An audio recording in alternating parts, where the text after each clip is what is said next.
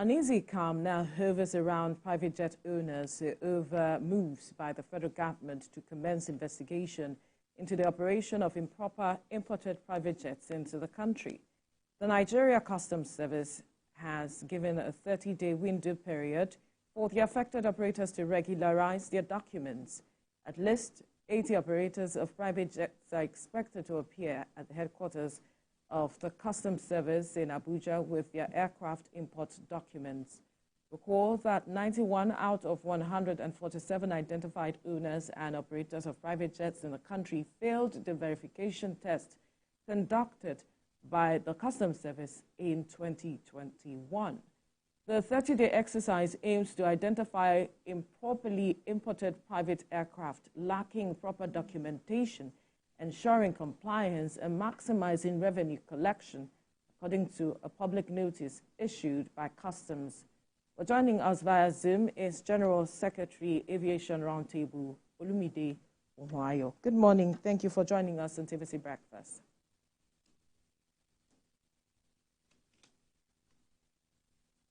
Good morning.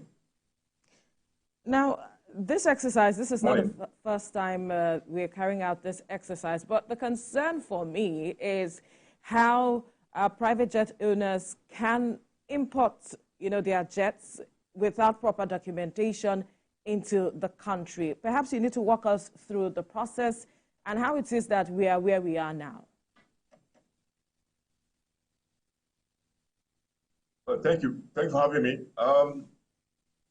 What happens that if you want to bring an aircraft in which is foreign registered, according to ICAO Article 24, aircraft on a flight to and from across the territory of another contracting state shall be admitted temporarily free of duty, subject to the customs regulation of the state.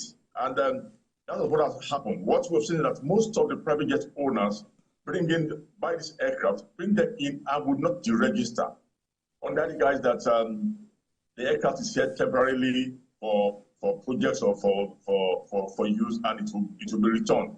And the customs in Nigeria are given 2 years that if you bring such aircraft in, you have 2 years to have it free. But if you do not take it out of the country after 2 years, then you are subject to payment of 35% tax on the value of that aircraft as the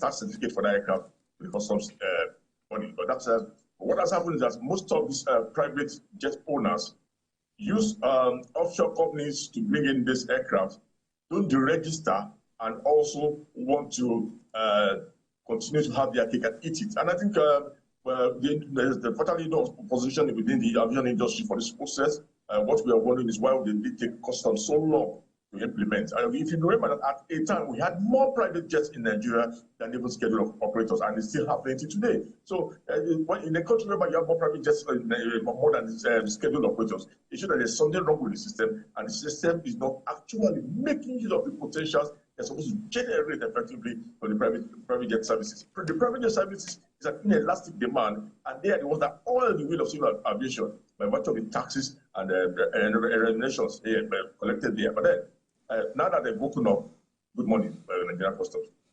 Well, you just spoke what was on my mind with regards to why it is taking the Customs Service this long to put in place the necessary measures to check the activities of those private owners.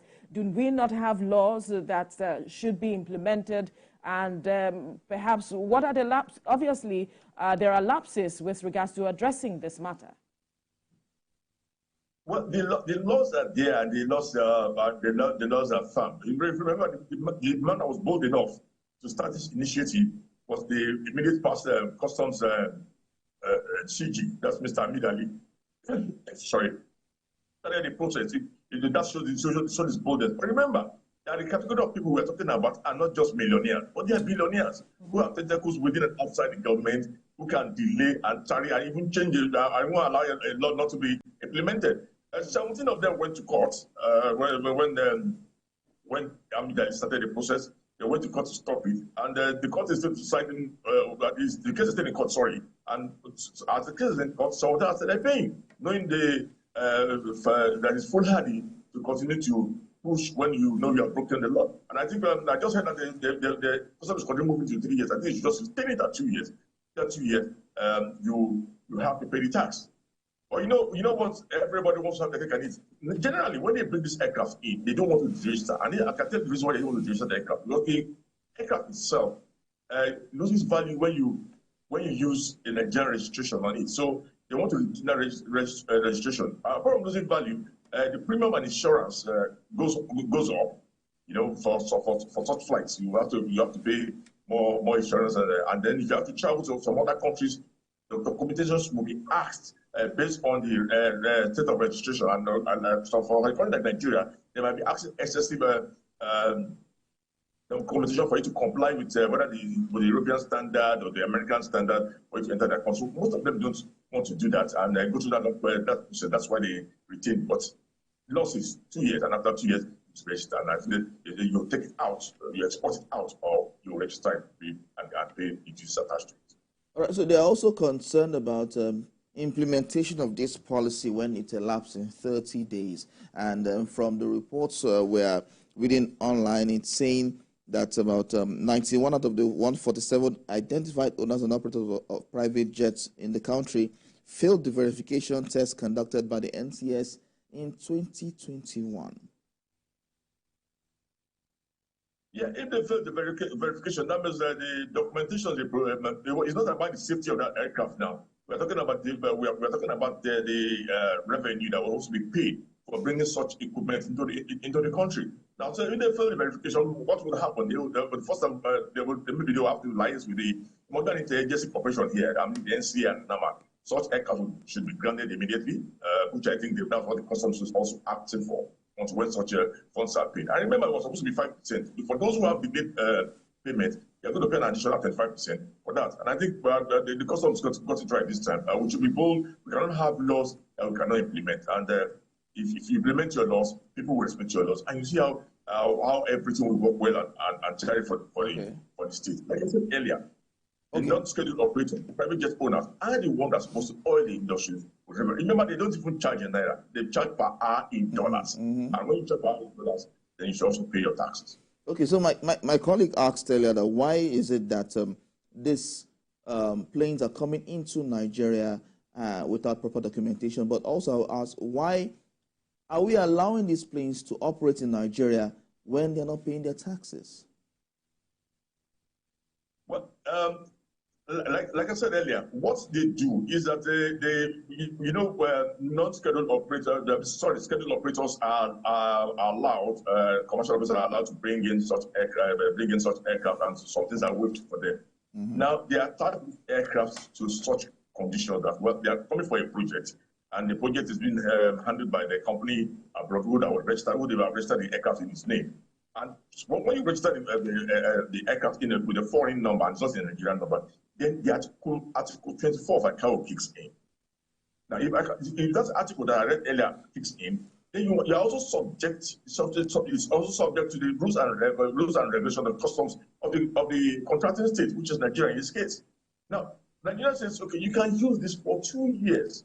So they bring it in. Bringing it in is not the problem. When it's after 2 years, you must export it or you register it with the Nigerian number and pay the appropriate taxes. So it is those 2 years. It is the 2 years window. So if you're not in Nigeria for what it is, there's always an abuse of a process.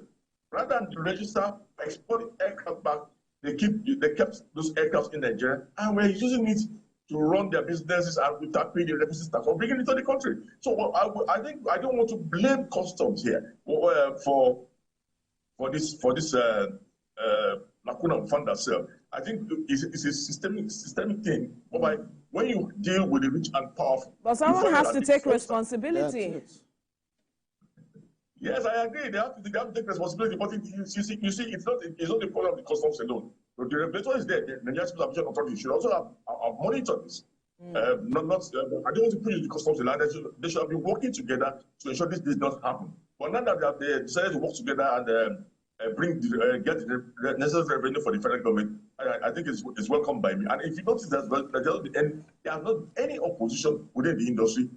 We all support the initiative of the Customs and Excise Department and ensure that the NCA will work hand in hand with them to ensure that this revenue comes back to the country. So the end goal of this is revenue generation for the government at the end of the day, from what you're saying. That's on the one hand. And two, are you really confident that these checks, when you look at the caliber of persons involved, you mentioned that there are billionaires who own this jet, and that's true. And they have looked for ways to cut corners, the majority of them. But would we be able to achieve the goal of checking the processes at the end of the day, aside revenue generation? Well, when you call a name like Nigeria Customs, the only thing Nigeria Customs is after is revenue.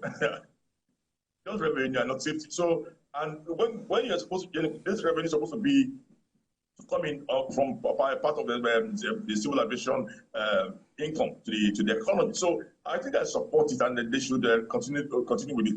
Again, like you said, your second part of the question says, do I think they'll be able to continue effectively? You know, Nigerians, when you start and you get it so easy, and you can go back and beat the law, you enjoy it as long as possible. But now that because I'm not putting that foot down, that this is the regulation and this regulation must comply with it, I can tell you everybody will comply with it. Provided the NCA work hand in hand with them and ensure that all airlines comply with it. So moving forward, I don't think we would have a situation by a private jet operator will bring an aircraft in and have it for about 8-10 years without paying a deposit tax. That's rape on the country. And for the fines given to them, the 25% surcharge, I think I also support that for those who have violated the law. Okay, Olumide, if you can still hear me. Now, earlier you mentioned the processes for registration, and I am wondering if you think that perhaps we have so much bottlenecks with regards to the processes and that it needs to be reviewed as it is so that we can easily tackle this problem from the root as it is, and then have something smooth, that we have a smooth ride and can easily identify who is wrong. Can you hear me? Yeah. Did you get my question? Please, can you take that question again? Okay, so I was talking about you mentioning earlier the processes for private jet owners to register their jets as it is. And I'm saying that, do you think that the process is quite cumbersome and that we need to review it so we can easily address these matters as against leaving it for a prolonged time as it is? No, I don't think the process of registering aircraft are cumbersome. I think it's the Nigerians that have this mentality. There's that mentality here that once you're a billionaire, you can do and do. The laws are made for those who don't know before. Yeah. Can I go ahead? Yes, go ahead. Yeah. So the law has always been there. The point was implementation. And when I remember the immediate passage, Customs Controller General, being a very hard man, being a very firm man, was able to activate that law and said, look, this would not happen under my watch. And it started the process. And I think the new one, the president for the one on the seat now, I said, okay, I will continue from where you stop. And when you say once they continue, I know it will not get that bad anymore. But what I would also advise is that they should not work alone, because some of these people might not give them the necessary function. It must be there must be that partnership with the Nigerian Aviation Authority, who in the first place are the one that gets the process of registration of that aircraft till it gets into the country or under their control. So as they handle safety, handle registration, it should also ensure that the requisite taxes, because I know NCA collected all the charges that are due to them from this aircraft. The one that is due to the federal government through the Nigerian Customs should also be paid, and the NCA must be still supporting the process, and also the Nigerian Express Management should also work with them and ensure that such aircraft that have not paid those import taxes are grounded. Because today, almost all express agencies send 50% of their revenue generation to the government as enshrined in law now that you must bring in 50% of the revenue. So we must ensure we increase our revenue and don't allow the powerful to suppress the law. And I think this process is good, but this process should be continued and be firm. But again, we're all Nigerians, and as you are having your impression that would they be able to continue, I have the belief that The point is always implementation. Once we start implementing, we don't withdraw back in the industry.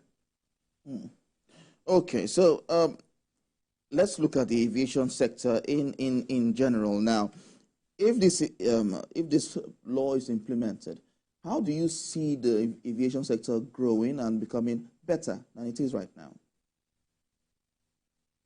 Remember, what I started my speech, one talking today, that for the non-scheduled sector and the private jet, in all economies, they are the ones that generate almost more funds than oil industry compared to the scheduled operators.